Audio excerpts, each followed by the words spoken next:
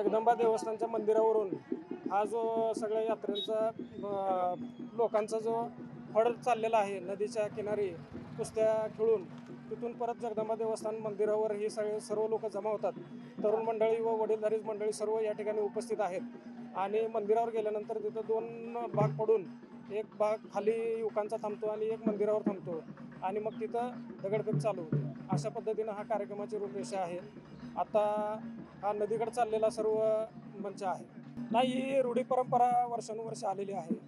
आमची पिढ्यानपिढ्या ही लोक आम्हाला जोपर्यंत आता आमच्या आजोबांना आम्ही विचारलं तर ते सांगत असतात की अशा पद्धतीनं हे चालू आहे। आणि मंदिरावर हा खेळ खेळत असताना एकमेकाला दगड जर लागला तर अशी प्रथा आहे की ज्या दिवशी दगड जास्त लागतील त्या वर्षी आमच्या भागामध्ये पाऊस काळा आणि पीक धनधान्य चांगल्या पद्धतीने होईल अशी एक लोकांच्या मनामध्ये धारणा झालेली आहे। ही रक्तरंजित धुळवड असं आमच्या या परिसरामध्ये म्हणलं जातं आहे। या खेळाला एक विशेष महत्त्व असं आहे की ज्या वेळेला हा दगड एखाद्या व्यक्तीला लागला जातो त्यावेळेला तो व्यक्ती दवाखाना कोणत्याही पद्धतीने करत नाही।